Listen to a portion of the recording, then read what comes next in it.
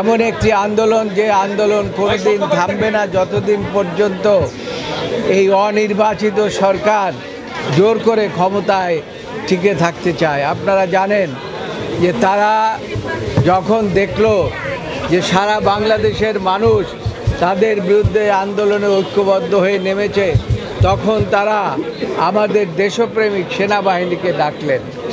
সেনাবাহিনীকে ডেকে কারফিউ দিয়ে দিলেন। কারফিউ কখন দেয় মানুষ?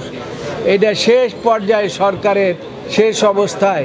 তা আমার মনে হচ্ছে যে সরকারের শেষ অবস্থা চলে এসেছে এবং তারা খুব বেশি দিন ক্ষমতায় থাকতে পারছেন না, এটা তারা নিজেরাও বুঝতে পেরেছেন।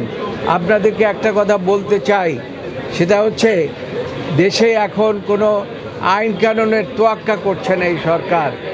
আপনারা জানেন যে আমাদের কয়েকজন নেতাকে ইতিমধ্যে কয়েকবার রিমান্ডে নিয়েছে। আমাদের দেশের সর্বোচ্চ আদালতের একটি জাজমেন্ট রয়েছে কখন কিভাবে রিমান্ডে নেওয়া যাবে, কিন্তু আপনারা জানেন যে এই আমাদের নূর সহ আবার আজকে একটি মামলা চলতেছে, আর দেখেছিলাম সেই মামলাটি ঠিকমতো পরিচালনাও করতে দিচ্ছে না এই সরকারের কিছু কিছু বাহিনী। তারা গিয়ে সেখানে বাধার সৃষ্টি করছে। আদালত বারবার বলছিলেন যে আপনাদের সকলের কথা শুনবো, তারপরেও তারা থেমে নাই। এটা খুবই দুঃখজনক। এটা আমার এই প্রায় 50 বছরের কাছাকাছি যে আমার প্র্যাকটিসের জীবন, অবস্থায় এরকম তাদেরকে কখনো দেখি নাই।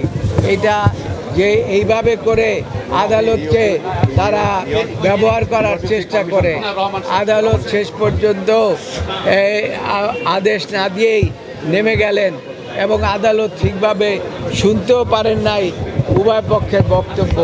ইতিমধ্যে আমাদের এই বারের সভাপতি জনাব মাহবুবউদ্দিন খোকন এসেছেন, তিনিও সেখানে উপস্থিত ছিলেন।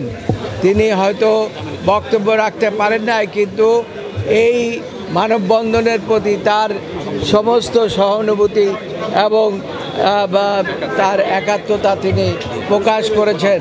আমি সাংবাদিক ভাই বোন আপনাদের উদ্দেশ্যে বলতে চাই, আমরা সকলেই এই দেশের নাগরিক, এদেশের মঙ্গল কামনা করি, কিন্তু কোমলমতি এই শিশুদেরকে, কোমলমতি ছাত্রদেরকে এইভাবে যে হত্যা করা হচ্ছে, এর আমরা তীব্র প্রতিবাদ জানাচ্ছি। আজকের এই সভা থেকে আমরা প্রতিবাদ জানাচ্ছি সরকারের এই সমস্ত বেআইনি কর্মকাণ্ডের বিরুদ্ধে। তারা যেভাবে এই রিমান্ডে নিচ্ছে এবং একের পর এক রাতের বেলা একদিন শুনি 2000, আরেক দিন শুনি 3000, এইভাবে করে সাধারণ মানুষকে তারা নিপীড়ন করার জন্য তারা গ্রেপ্তার করছে। আমি সরকারকে অনুরোধ করব, এই গ্রেপ্তার খেলা বন্ধ করুন, দেশের মানুষকে বাঁচান, দেশকে বাঁচান। আর একমাত্র পথ হচ্ছে যে আপনার পদত্যাগ। যেহেতু আপনি নির্বাচনের মাধ্যমে ক্ষমতায় আসেন নাই, কাজেই একটি সুষ্ঠু নির্দলীয় নিরপেক্ষ সরকারের অধীনে আপনি নির্বাচন আহ্বান করে নির্বাচন দিয়ে আপনি দয়া করে চলে যান, তাহলে পরেই এদেশের মানুষের শান্তি ফিরে আসবে। বাংলাদেশ আজকে রক্তাক্ত। এই ধরনের জুলুম নির্যাতন ইতিহাসের যত স্বৈরাচার ছিল, ব্রিটিশ সরকার ছিল, তারাও করে নাই। আজকে এই পরিস্থিতি কেন হলো? যদি আজকে এই অবস্থার পরিস্থিতি দায়ী উবায়দুল কাদের ছাত্রলীগকে এড়িয়ে দেওয়ার পরের থেকে এই ঘটনা মন নিয়ে চলে শত শত মা বোনের যখন এখন ফেসবুকে দেখি অত সব দেখা যায় না, নেন আমরা যখন দেখি চোখ সাফ আসে। একমাত্র সন্তান তাকে গুলি করে দেওয়া হয়েছে এবং এই মৃত্যুর জন্য দায়ী কে? এই সরকার। তারা কে মায়া কান্না করে কোথায়? অবকাঠামোগত ক্ষয়ক্ষতির জন্য কান্না করছে। এই মায়া কান্না শুধু দেশে নয়, আন্তর্জাতিক গণমাধ্যমে বলা হচ্ছে এবং সেখানে এই যে ঝড়, এই অবকাঠামোগত উন্নয়ন যেটা ক্ষতিগ্রস্ত হয়েছে, এটা রিপেয়ার করা সম্ভব, কিন্তু যেসব মায়ের বুক খালি করা হয়েছে তাদের রিপেয়ার কেমনি করছে? এই আন্দোলন তারা যদি মনে করে থাকে এই আন্দোলন এইভাবে কমিয়ে রাখা যাবে, আমার মনে হয় সারা বাংলাদেশ এখন বিশ্ব। এবং সেখানে এই নাটক, টিভি হারনের নাটক, এইটা মানুষ বুঝে এবং তারা ইচ্ছা করলেই এই সমন্বয় যারা ভিত্তি দেওয়া হয়েছে তাদেরকে বাধ্য করা হয়েছে, তারা আন্দোলন থামাতে হবে না। সমস্ত দেশ আজ আন্দোলন মতো। আমরা প্রগতিকে সংগ্রাম হিসেবে আমরা সর্বোচ্চ আদালতের প্রগতি হিসেবে বলতে চাই, এই আন্দোলন আমরা অবশ্যই অব্যাহত রাখবো।